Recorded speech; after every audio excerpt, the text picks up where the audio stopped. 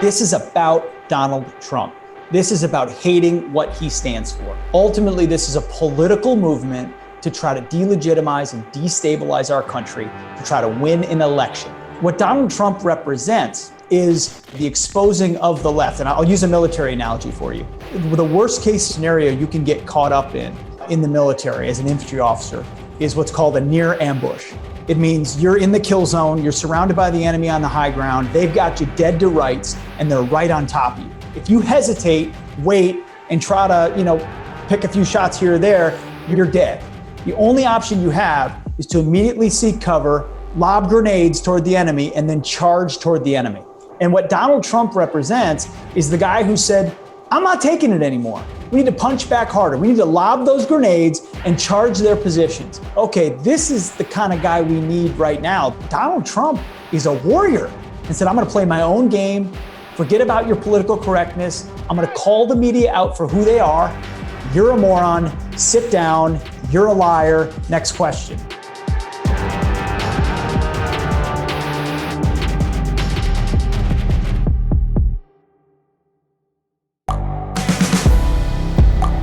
The world is changing.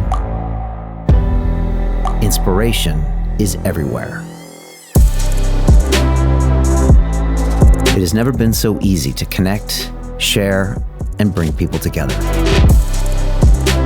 We're learning from others and finding the best in ourselves. Challenging our beliefs. Sharing our vulnerability. Overcoming our fears. Transforming ourselves so we can transform the world. How far can we go? This is London Real. I am Brian Rose. My guest today is...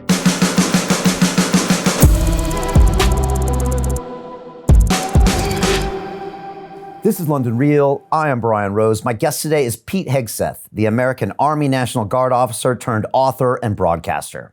You co-host Fox and Friends Weekend, America's #1 rated cable morning television show, and are a leading voice on the front line against the woke ideology dividing America, fighting against the growing threat of radical leftism in education, media, and religion. You served your country in Afghanistan, Iraq, and Guantanamo Bay, and hold 2 Bronze Stars and a Combat Infantryman's badge for your time overseas. You continue to serve as a major in the National Guard and recently deployed to the nation's capital during violent protests which threatened businesses, monuments, and the White House. Your new book, American Crusade, Our Fight to Stay Free, celebrates all that America stands for while motivating and mustering fellow patriots to stand ready to defend and save the USA. Pete, welcome to London Real. Brian, thank you so much for having me. My pleasure. Hey, great to have you here. Before we get started, I just wanted to announce that we are streaming now on our new Digital Freedom platform, which is a censorship-free, independent broadcasting system that is of the people, by the people, for the people, and available exclusively on our website at freedomplatform.tv. Can everyone watching us now please share this link via the sidebar to any and all of your social media channels? Let me just repeat that. Can everyone watching please share this now via the sidebar to any and all of your social media channels? This is important. Simply ask your friends and family to give us 15 minutes and then they can decide. Pete, I pledge to you and everyone watching us that none of this conversation will be edited, censored, removed, or banned, and that anybody in the world can watch the full version of this episode free at freedomplatform.tv/Hegseth. Thanks to the generous donations of over 34,000 people around the world, we affectionately call the London Real Army. For anybody wanting to become a founding member of the Digital Freedom Platform, you can visit freedomplatform.tv/give to donate and fight with us on the front lines to protect our human rights. Here at London Real, we've been a platform for free speech since 2011. And Pete, I'm excited to have you here today. I wanted to jump in with this picture you posted on Instagram because, it says 1,000 words, and it's the one you posted when you were on duty in DC at the protests and the riots. And you're just so uniquely qualified to talk about this because you're on the ground protecting these people and also protecting the citizens. I don't know of any journalist out there that has the experience you have, even the real-time experience. And I'm wondering, what can you tell us about that experience for you and what's really happening on the ground? Because the left tells us one thing and some media tells us the other thing, but you really got to see it. What was that experience like, and what it was interesting. So when the riots started, they mobilized the Washington, D.C. National Guard, which I'm currently a part of. I was down there shortly thereafter and on the ground in sort of the biggest moments when the protesters turned rioters were laying siege to Lafayette Park and the White House. I was actually there the day after what happened with St. John's Church and the president there. So I was in the middle of it and around it. And I'll tell you, there were a couple times I was on the riot shield side of the line and I was waving at and could see the Fox News reporters on the other side, great colleagues doing their job. But it's one thing to be on the other side of the line. And you're right.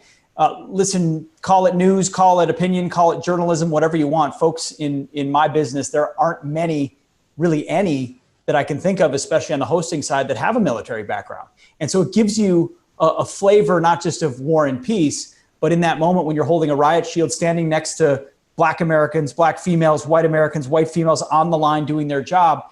And you see and hear the reality of the vitriol coming from the so-called protesters. And then you watch the objects fly at you. You watch the fires burn, you watch the clashes with your colleagues, and it really does color the reality of what's happening. We all know there are peaceful protesters. Fine, we can say that. But what you can't lie about, even though Democrats are trying to lie about it today, is that has morphed into, call them Antifa, call them anarchists, call them rioters, criminals, whatever you want to call them, domestic terrorists. They are seeking to use this moment to destabilize the United States of America, delegitimize our police forces, and use it as opposition to Donald Trump. We had on Fox and Friends just 2 days ago, we had Jim Clyburn on, the South Carolina Democrat, and we interviewed him. And I asked him about, he denied that there were any federal buildings under siege in America, let alone in Portland. And I said, are you watching another network? The reality is, we're living in alternate universes, even in our conversation. They deny, you heard Jerry Nadler deny that Antifa is even a real thing, called it a myth. So having been there, it gives you a sense of what these federal officers are facing, the thankless job that they have, and the reality that you can't give up a federal courthouse. And if the local officials won't protect it, you need to. And yet they accuse these folks of being the Gestapo and other hyperbolic words like that. So I try to bring my own on the ground experience to my reporting, to my commentary. And I try to, stay in touch with tons of cops and vets, guys still serving, saying, guys, give me the ground truth. What are you really facing? That's what people deserve to hear, not an edited version based on what the so-called elite media thinks should be happening or thinks who the bad guy is. And I try to keep my ear to the ground as much as I can. And can you kind of spot right away in the crowd, who's the peaceful protester, who's the angry person, and maybe who's, a specially trained protester, or maybe someone who's, I'm not saying paid with an agenda, but, has the projectiles and is really pushing the envelope. Can you see that? Very much so. You can identify, you see who's on the front, you see plenty of people yelling, they're angry, they're right up in the face of, the nasty things I heard the Black Lives Matter protesters say to Black females and Black soldiers. It was embarrassing, it was humiliating, it was insulting, it was cruel. Yet those men and women stood the line as proud Americans alongside us in every way, obviously. But what you could spot past that first line are the people with the backpacks, with the helmets, with the masks, going to each other, talking to each other on cell phones, trying to determine where we're deployed, where there are gaps, where they should move next, where they can move the crowd.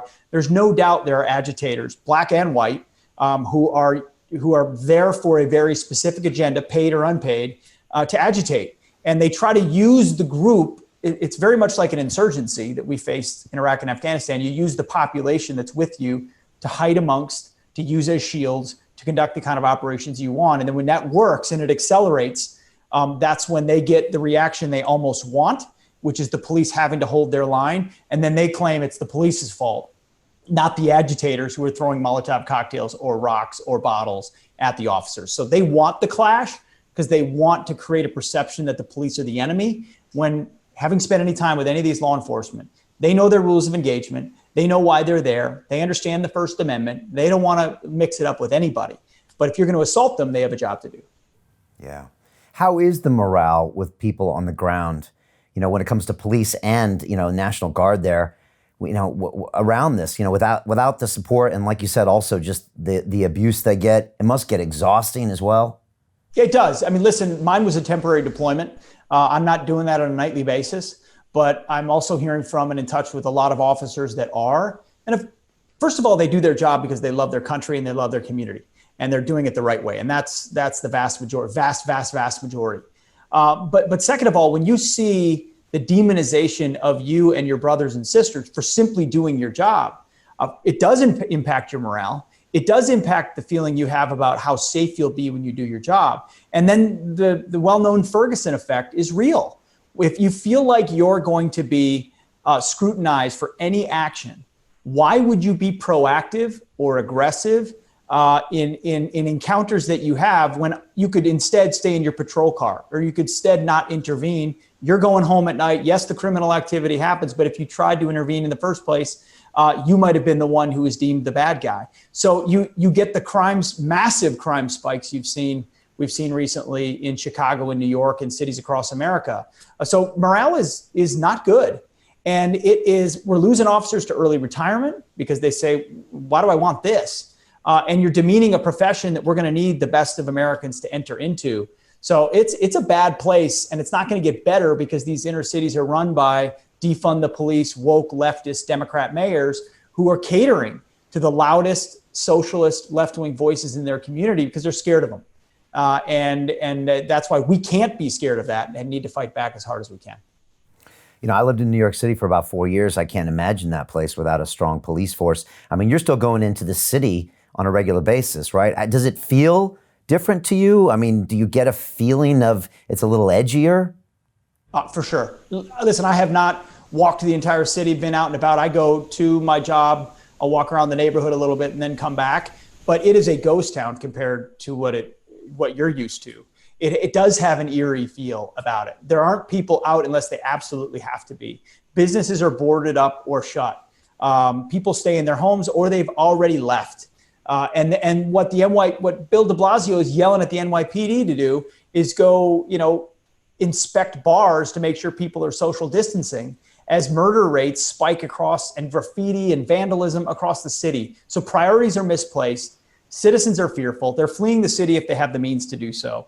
And then you've got big corporations saying, why would I want to stay here?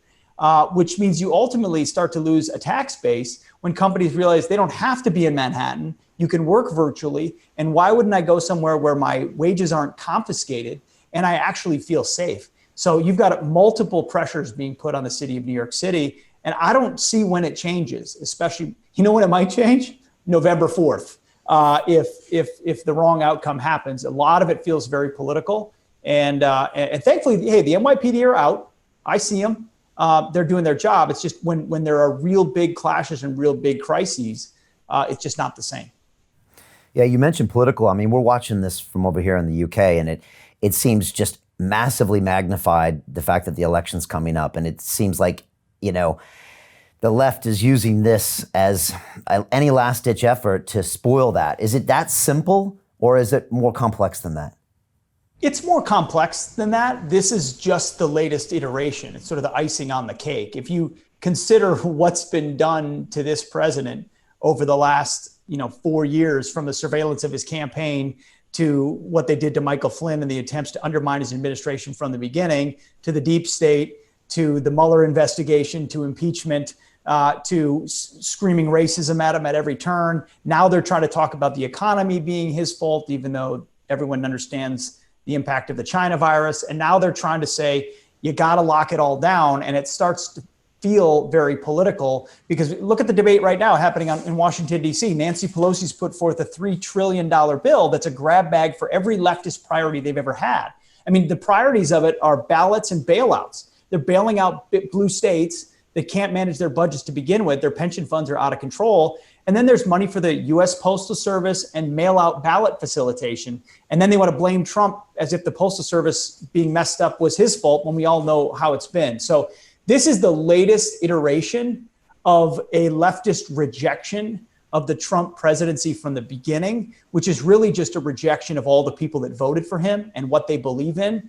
And I think it's the tip of the political iceberg of how deep the tentacles of the left are in American society. And that's, we don't need to jump into my book now, but that's a lot of what my book talks about, is that politics feels like the last quarter in which patriots and conservatives can still win, because you look at media, you look at social media, you look at culture, you look at entertainment, you look at education, you look at churches, you even look at the military.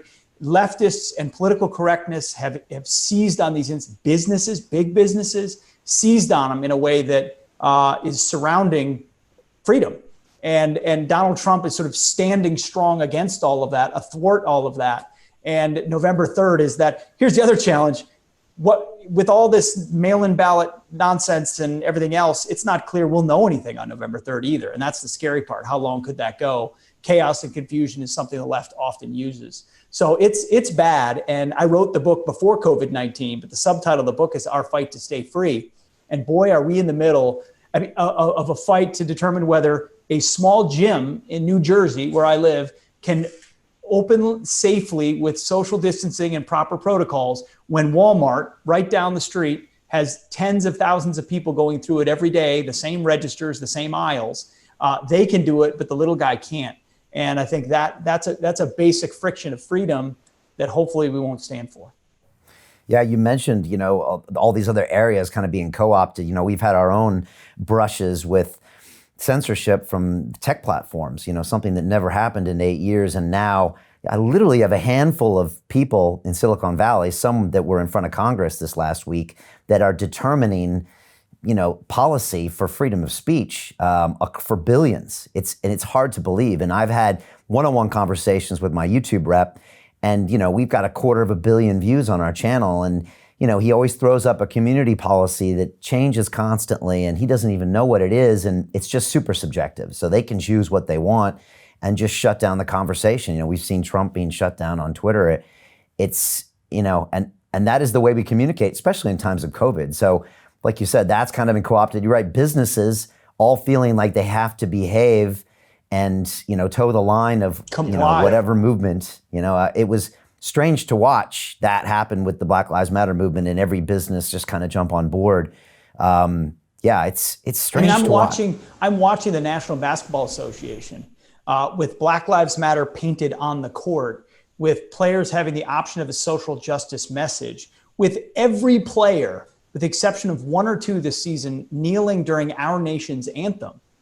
And that has become the corporate culture. I mean, 3-4 years ago, we were debating whether players should kneel. I mean, the policy of the NBA was you will stand. Everyone will stand.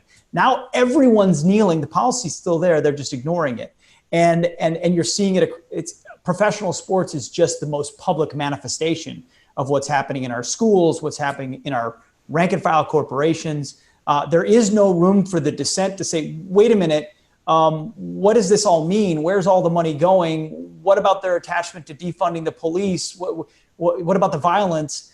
You ask those questions and you're the bad guy. And then you look around and you say, I thought I lived in a free country where I had the ability to express my opinions, and not to mention the way in which these corporations cater and bow to Beijing, which is, I think, even just as dangerous.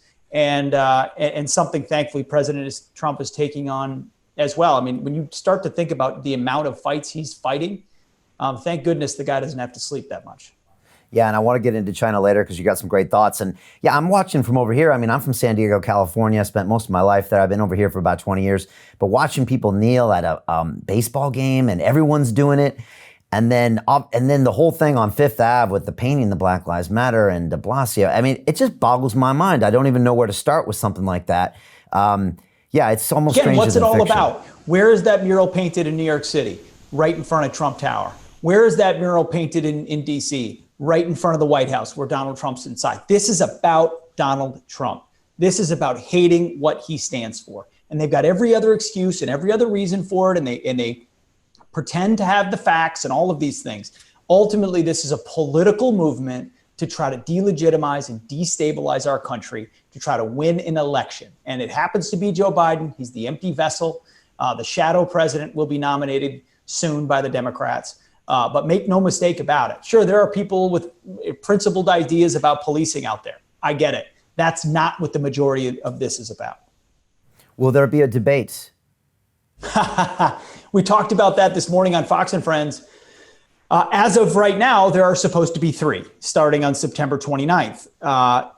Early voting in some states, however, starts 2 weeks before that. So I think the argument the Trump campaign should be making more forcefully is earlier debates so that anyone casting a ballot has seen the contrast. But in the last couple of days, we've seen trial balloons put up by a former Clinton press secretary, an editorial in the New York Times saying, Joe Biden should not debate. And they do it for 2 reasons. One, they sort of quickly acknowledge that Joe Biden's not capable, which is the real reason why they don't want to debate. And then they shift over to, well, he'd have to spend all this time debunking all the lies that Donald Trump's telling and all of that. First of all, that's nonsense. Second of all, there will be moderators in these debates. They can choose to address it all they want. This is really about a candidate who can't string a sentence together and is mortified of the fact that that contrast would be laid bare in front of Americans in what, we always thought previous debates would be, and they were between Hillary and Trump, must-see viewing. In 2020, after all we've been through,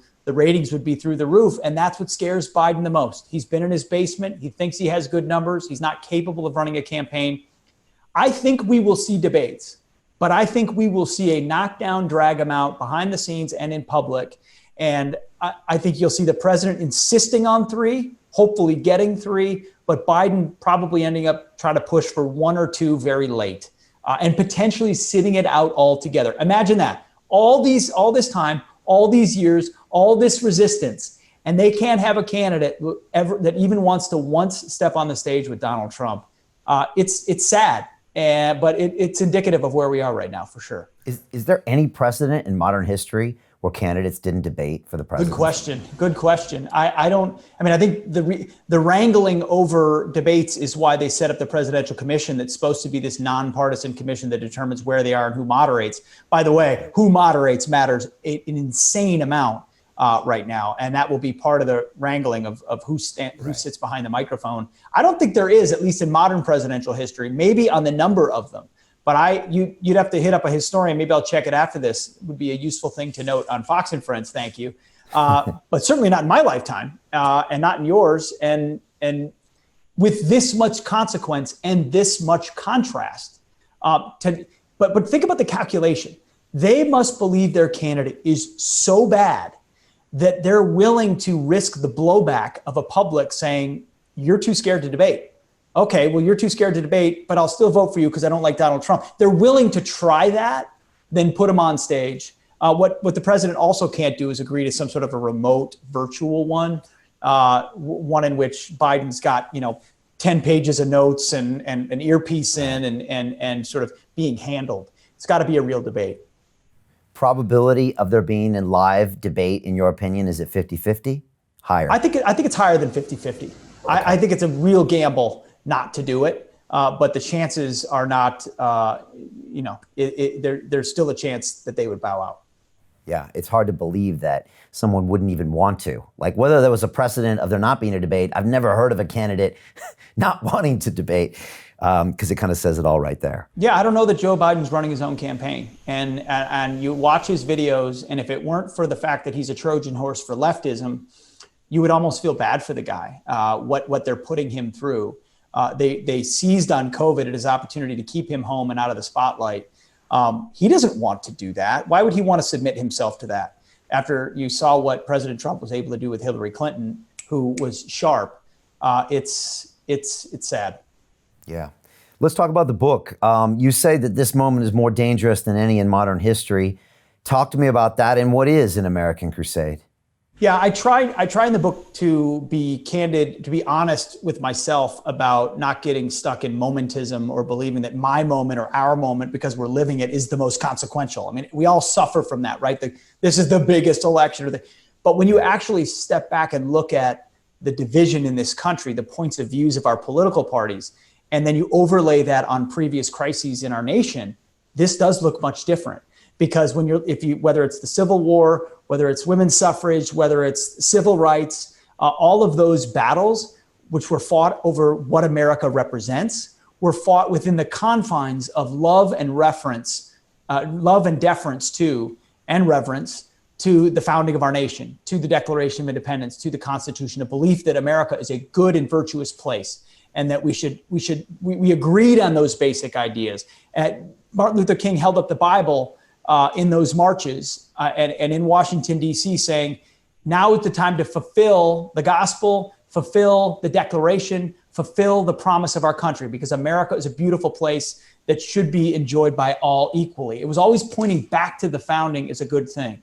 Today, we're in an existential battle about whether or not America is a good place. You have an entire generation of kids and now politicians and cultural icons who have effectively said, America is bad, capitalism is racist.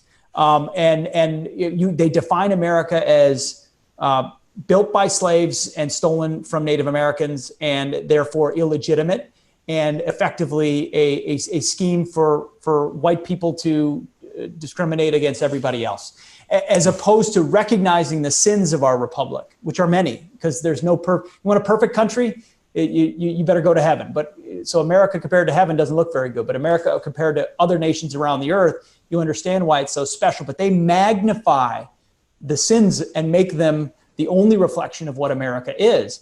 So when you're debating with or politically battling with someone who actually hates the very country they want to take power of, it makes our moment that much more consequential.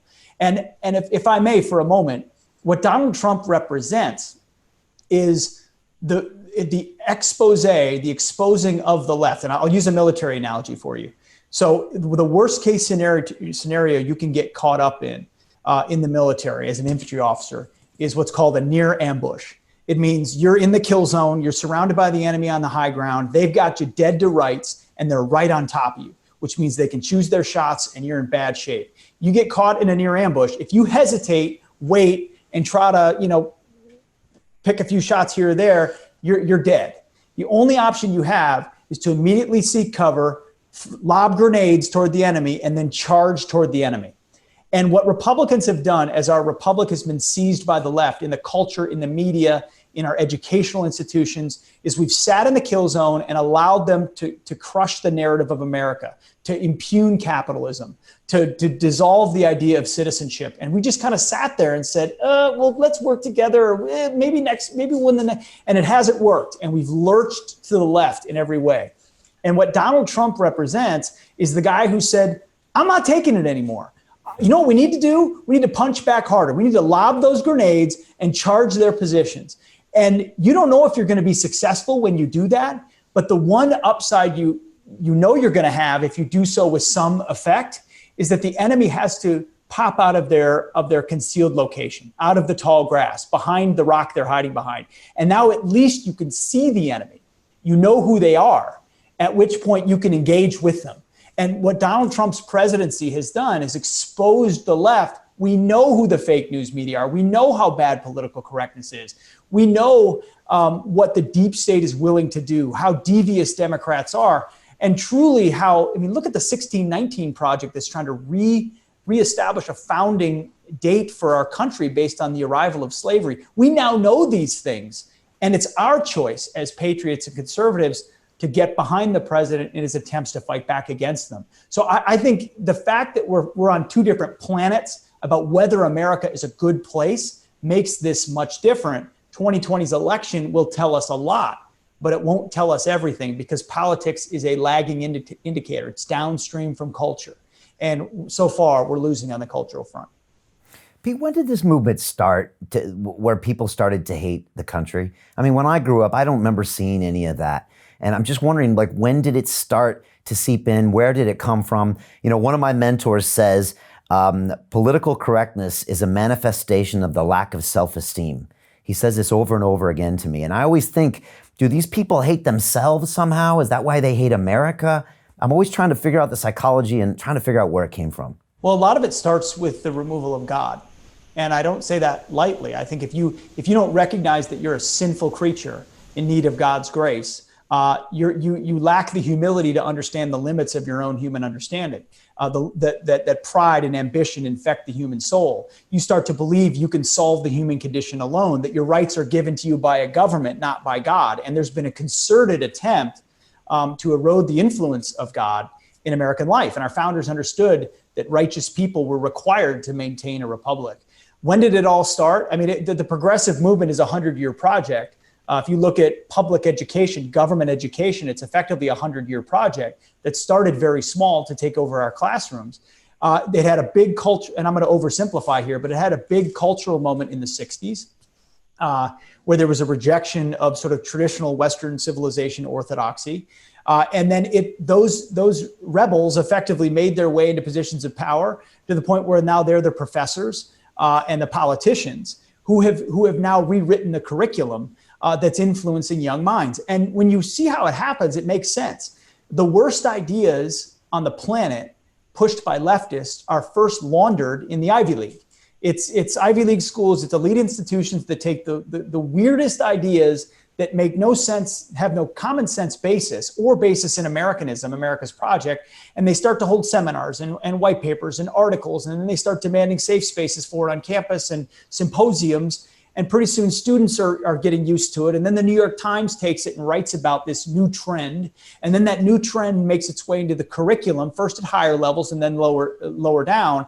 Then they start to hire, through teaching colleges and others, professors who believe and perpetuate those views. And pretty soon, Howard Zinn's People's History of America is the textbook being taught, which is actually a textbook that says America is the bad guy of history. So you slowly but surely take over elite institutions, demand orthodoxy in views, and then push that conformity down into educational institutions, all the while using culture, which is far more important, to introduce ideas that would otherwise politically be untenable.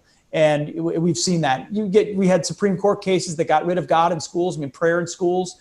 In the 50s and 60s, you had Roe v. Wade. All these things changed the way in which we viewed ourselves. Pretty soon, conservatives were on the defense. And you start to look around, and I went to public high school in the 1990s, and I felt like I absorbed patriotism, love of country, free market economics sort of through osmosis. It felt more or less standard in school. If you open up the textbooks of kids today, you wouldn't recognize it.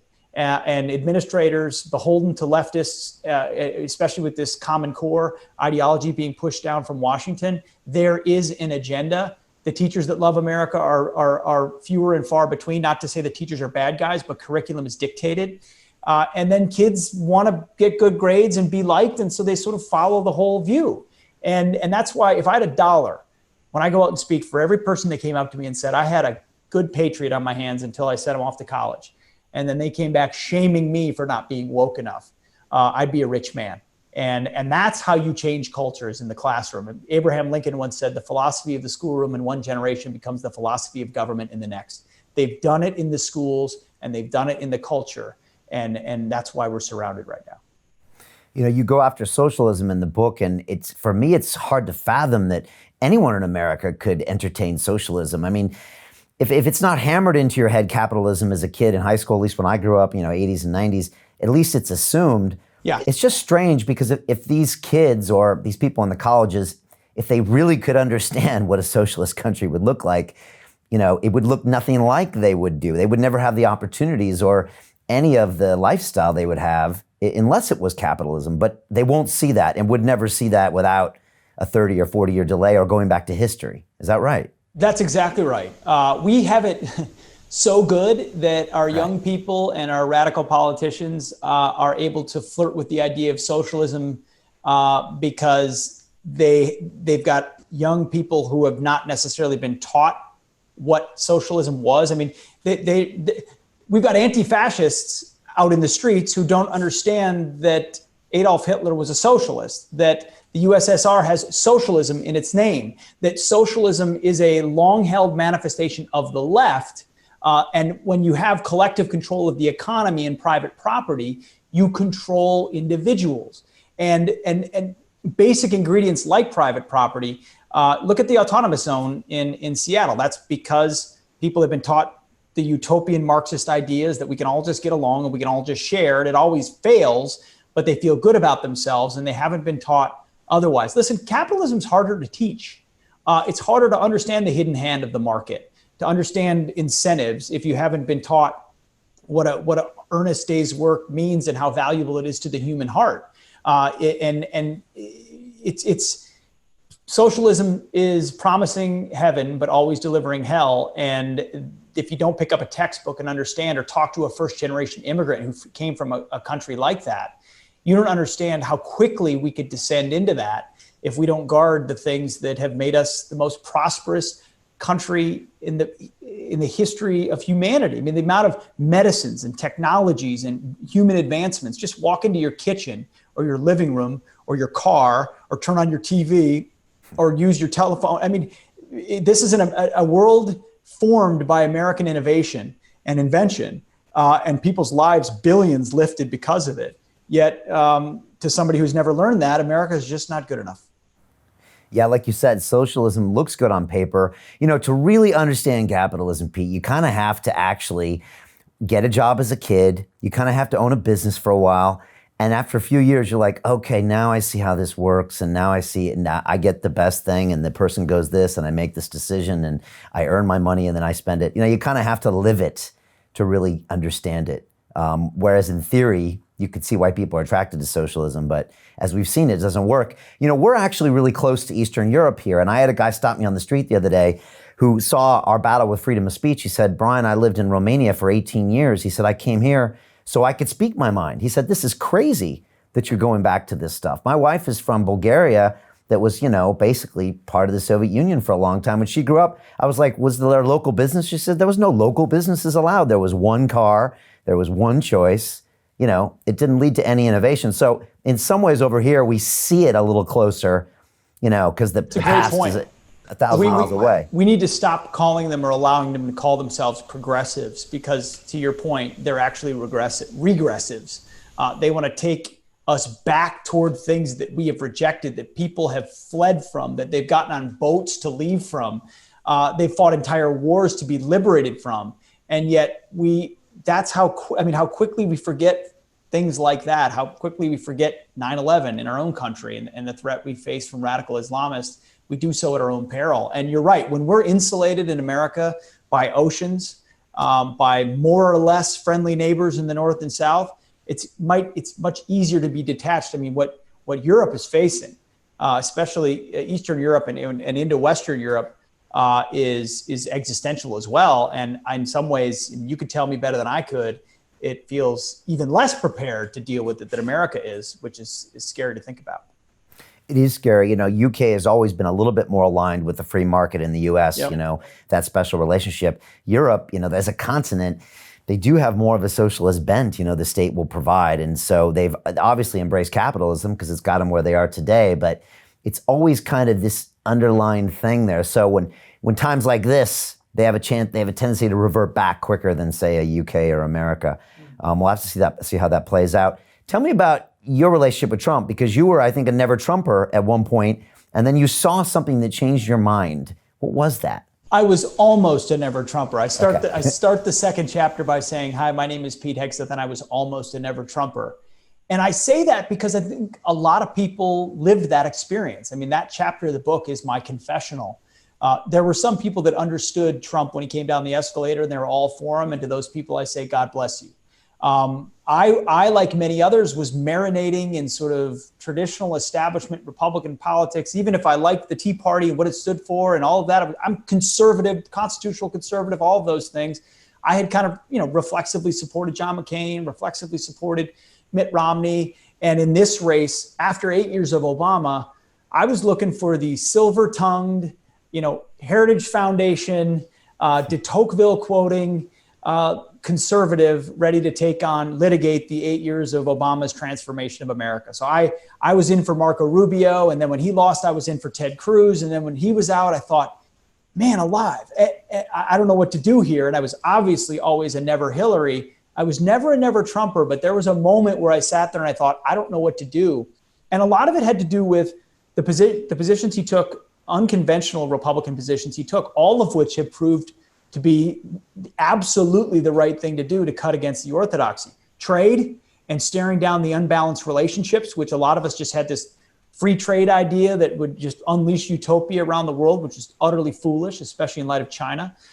His views on immigration, illegal immigration, the need to build a wall, the need to make that a top priority, just wasn't the top of mind for a lot of people. And then foreign policy, where I had been very hawkish and a huge advocate of the Iraq War and the surge and finishing the job properly. I'm still a believer that, we woulda, coulda, shoulda if we had fought the war properly. But if you step back for a moment and look at what was our return on investment, you start to realize I need to eat some humble pie, put America first, and realize that our orientation in the Middle East is ultimately not making us safer right now. So after you start to get past your own hubris or your own roadblocks, I started to open up to the idea. And then I talk in the book about a couple of Trump conversion moments when I started to realize, okay, this is the kind of guy we need right now. This is break glass in case of war.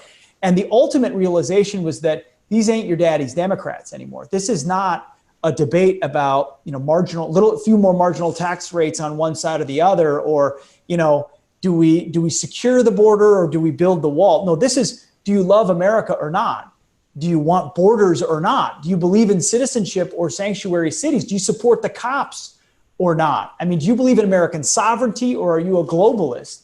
You stand for the anthem or not? I mean, it became that stark contrast we talked about at the beginning of our conversation. And once you look at it that way, it became clear that Donald Trump is a warrior. And the one thing Republicans haven't been for decades effectively is warriors. We play within the confines of the guardrails that the left-wing media and establishment give us. And Trump just blew the rails off and said, I'm going to play my own game. Forget about your political correctness. I'm going to call the media out for who they are. I'll never forget the press conference. It's Rush Limbaugh said it was the press conference we've been waiting for 20 years, where candidate Trump got a bunch of ridiculous questions. And he was like, you're a moron, sit down, you're a liar, next question. And it was, I'd never seen anything like it. And I thought, wow, he's right. So I came at it earnestly. And like a convert of many things, I found myself to be one of his most fervent supporters, because I came to it not just because I was like, oh, hey, Donald Trump, he's a superstar, I'm going to follow him. Not to say that that's what people did. It was, here's the reason why he's the man of our moment. And here's the reality of the left. And look at how this guy fights. Nobody's perfect, but who's going to fight harder than him? And if the left hates him that much, he's got to be on target. So I break that down through a couple of chapters until it's become crystal clear. And then the guy delivered. If you had hesitations before 2016, is he a conservative? Is he really going to put America first? Look at his track record. And then, of course, on the economy, which has been destroyed at this point because of the China virus, he was delivering as well. So there's, thankfully, he was one of the first politician in my lifetime who actually delivered on what he said he would do, probably because he was a businessman and not a politician. Yeah, for sure. And you think he doesn't get credit for, the amount that he's actually doing, all the different fronts that he's moving things forward, the energy he has to just be in a lot of places and a lot of times, putting on these big rallies and, big events. And I mean, the Mount Rushmore thing I thought was pretty epic. I mean, Amazing. He does have a young man's energy. He really does. He really does. And a true heart for our country and her citizens. In the time that I've spent with him, in observing him closely, this is a guy who found himself an accidental politician because he said time and time again, if it ever gets so bad, I'm going to do it beholden to nobody and speak the truth that no one would. I call him the see something, say something president.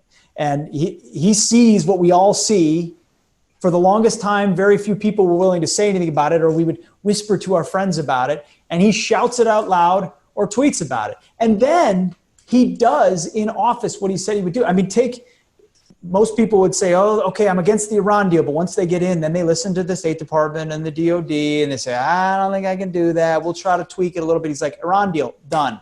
Paris Climate Accord, done. Embassy in Jerusalem, moved, done. I said I would take on NATO. Boom, they're having to fund more because of how I've stared them down. Rebuild the military, I'm going to do it. Give veterans choice, I'm going to do it. And that's just a small fraction of the types of things he's been willing to do. So it's refreshing when he's had to reject the advice of establishment advisors inside his own administration time and time again, who said, you just can't do that, Mr. President. And he looks at him and says, well, that's what I campaigned on. That's what I said I would do. I'm going to do it. And I think that's why you see even more enthusiasm amongst his base now than you did in 2016, is because he walked the walk. Do you think he's changed the office of the presidency forever? Of course. I mean, can you imagine going back to the staged, scripted, once a week press conference, reading from the teleprompter days? I just think those, at least for the next few iterations, are definitely gone. To continue watching the rest of the episode for free, visit our website londonreal.tv or click the link in the description below.